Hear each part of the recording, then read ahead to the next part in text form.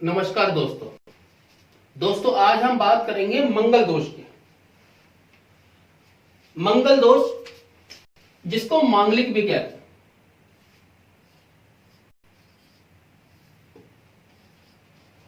और सिंपल सरल भाषा में मांगलिक दोष।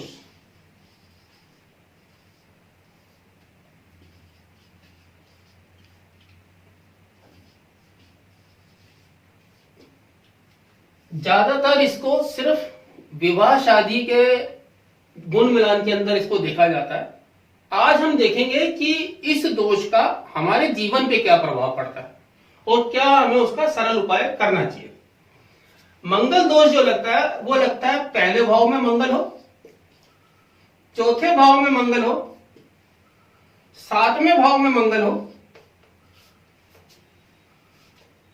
आठवें भाव में मंगल हो या 12वें भाव में मंगल आए, तब हमारा मंगल दोष इसके अंदर माना जाता है।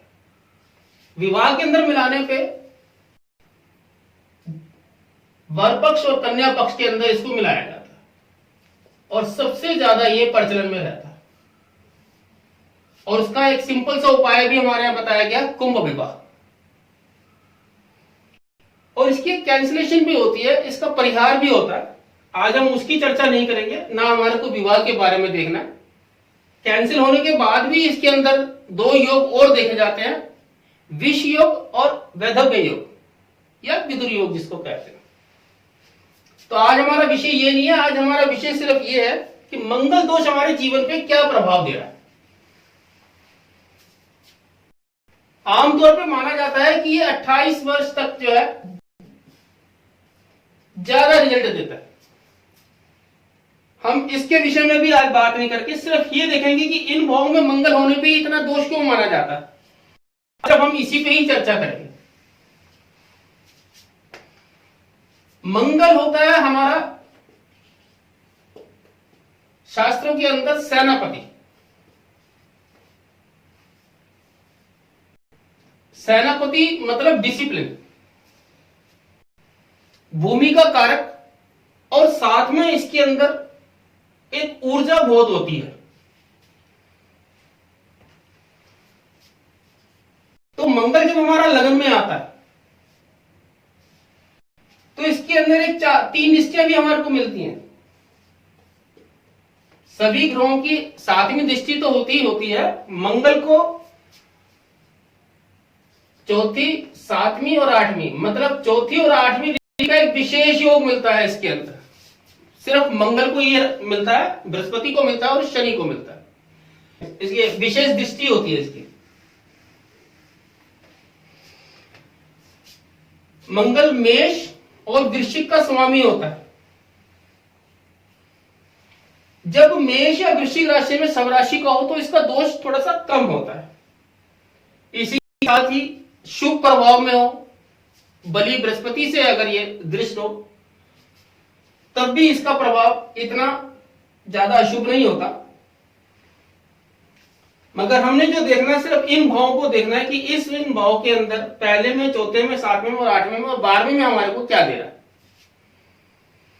पहले भाव में जब मंगल आता है तो ये हमारा होता है सेल्फ, तनुभाव,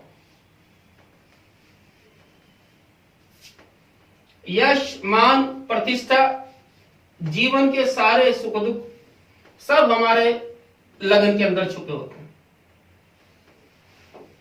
इसमें जब बैठता है तो ये चौथे भाव को देखता है, सातवें भाव को देखता है और आठवें भाव को देखता है। चौथा भाव होता है हमारा सुख भाव, सातवां होता है कर्क। इसको सिंपल सी भाषा में आप समझ सकते हो कि ये आपकी पार्टनरशिप। आठवां भाव हो गया आपका आयु। तो इन तीन भावों पे इसकी सीधी दृष्टि होती है।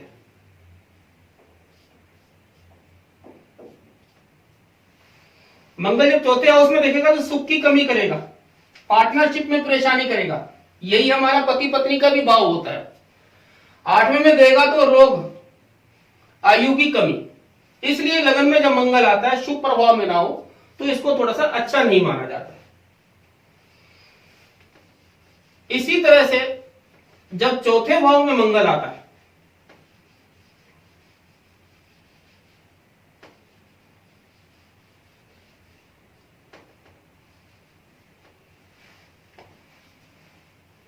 चतुर्थ भाव, और मंगल जी यहां पे आ गए, सबसे पहले देखेंगे 7वां भाव, फिर देखेंगे आपका 10वां भाव, और फिर देखेंगे ये 11वां भाव। मंगल की चौथी दृष्टि पड़ती है चौथे भाव पे। इसको डेली की लाइफ भी कहते हैं, पार्टनरशिप भी कहते हैं, स्पाउस का हाउस भी कहते हैं। तो यहां पे थोड़ी सी हानि पहुंचाता है। 10वां भाव कर्म क्षेत्र आपका, इसको ससुराल भी बोलते हैं। यश मान पद प्रतिष्ठा कर्म क्षेत्र, इसके अंदर हानि पहुंचाता है। ये हो गया आपका इनकम भाव, लाभ भाव। इसके अंदर जब कमी लाता है, आपकी इनकम में कमी आती है, बड़े भाई से, भाई या बहन से आपके संबंधों में कहीं कमी आती है, ये सारी चीजें होती हैं। इसके साथ ही ये लगन का 11वां भाव भी होता है जो आपकी हर इच्छाओं को पूरा करता है, इसमें भी ये कमी लाता है। इसके बाद हम देखते हैं 7वें भाव के अंदर मंगल जब आता है।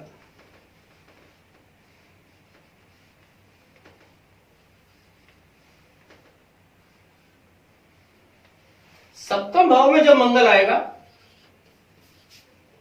तो सबसे पहले देखेगा आपके 10वें भाव, वही आपके कर्म भाव को। फिर देखेगा ये लगन को। जब लगन को देखेगा तो लगन को मतलब जो आपकी देह है, जो आपकी शारीरिक रचना है, उसको भी कहीं ना कहीं फ्लेक्शन देता है। इसके बाद देखेगा ये आपके 2nd हाउस को, जो आपका संचित धन होता है, बैंक बैलेंस होता है, इसके अंदर हानि देता है। अब हम देखते हैं 8वें भाव। 8वें भाव में मंगल क्या दे रहा है।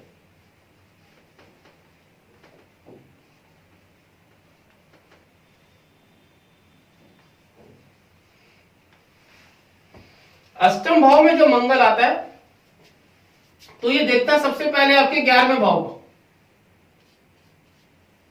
उसके बाद देखता है आपके 2nd हाउस को, फिर देखता है आपके 3rd हाउस को, 3रे भाव को। 3रा भाव हो गया आपका छोटे भाई बहन का। 2nd हाउस आपका वही संचित धन, इसके अंदर नुकसान। और 11th हाउस को, 11वें भाव को देखने पे आपकी आय में, इनकम में कमी। अगर कोई रोग लगता है तो उसकी रिकवरी भी ये 11वां भाव ही कराता है। तो जब इसके अंदर जब ये रिफ्लेक्शन डालता है तो ये सारी चीजें देता है आपको।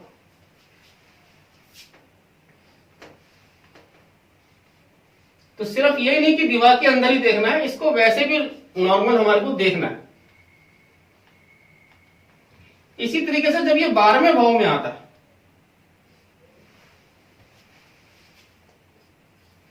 बारहवें भाव में आने पे सबसे पहले देखेगा ये आपके 3rd हाउस को, 3य भाव को, फिर देखेगा आपके 6th हाउस को, और फिर देखेगा ये आपके 7th हाउस का, 7वें भाव को। 3rd हाउस में देखने में वही छोटे भाई बहन को हानि, आपके पराक्रम में कमी, आलस बहुत दे जाए। 6th हाउस में देखने के बाद क्या होगा, आपका कंपटीशन करने की क्षमताओं को कमी कर देगा, क्योंकि यहीं से कंपटीशन भी है आपका।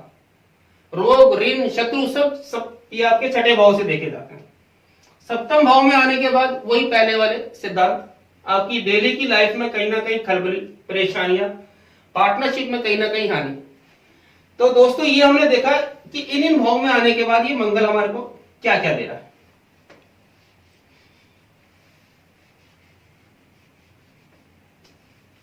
तो सिर्फ ये नहीं कि हमारे को 28वें साल की इंतजार करनी है कि 28वें साल के अंदर जाके मंगल हमारा ठीक हो जाएगा, ऐसा नहीं होगा।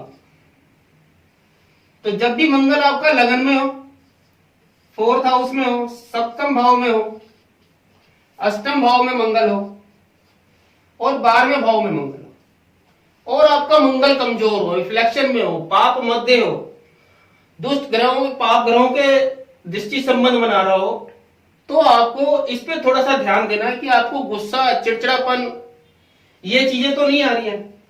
बिजनेस में, व्यापार में कहीं हानि तो नहीं हो रही है आपकी, संचित धन कहीं कम तो नहीं हो रहा आपका, छोटे भाई बहन से संबंध तो खराब नहीं हो रहे, प्रॉपर्टी लेने में कहीं परेशानियां तो नहीं आ रही हैं, हस्बैंड वाइफ पति पत्नी में कहीं दाम्पत्य सुख में कोई कमी तो नहीं आ रही है, आयु में रोग ऋण वगैरह की कोई दिक्कत तो नहीं आ रही है। अगर ये सारी चीजें आ रही हैं, बेकार की भागदौड़ तो नहीं हो रही है, हॉस्पिटलों के चक्कर तो नहीं लग रहे हैं बाहर में हाउस की वजह से, तो आपको क्या करना है, एक मंगल का सिंपल सा उपाय आपको करना ही करना है। चाहे विवाह हो गया हो तब भी इस मंगल का उपाय आपको रेगुलर करना ही करना है, अगर ये परेशानियां आपको आ रही हैं। उपाय बहुत सिंपल सा है इसका, जो हम सरलता से कर भी सकते हैं। मैं आपको सारे उपाय बता रहा हूं अभी थोड़े थोड़े से, जो आप सरल से कर सकते हैं। सबसे पहले है आपका हनुमान चालीसा।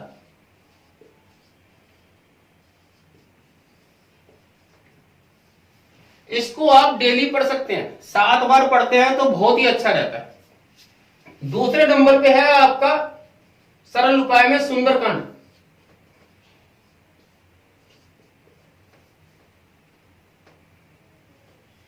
सुंदरकांड का पाठ, मंगल कवच, इसका भी पाठ आप कर सकते हैं। मंगल की वस्तुओं का भी आप दान कर सकते हैं मंगल की शुभता पाने के लिए। सबसे सरल उपाय जो मैंने बहुत आजमाया, जिसमें किसी मंत्र की जरूरत नहीं, उसके अंदर है कि आपको अपने गुस्से पे कंट्रोल करना है।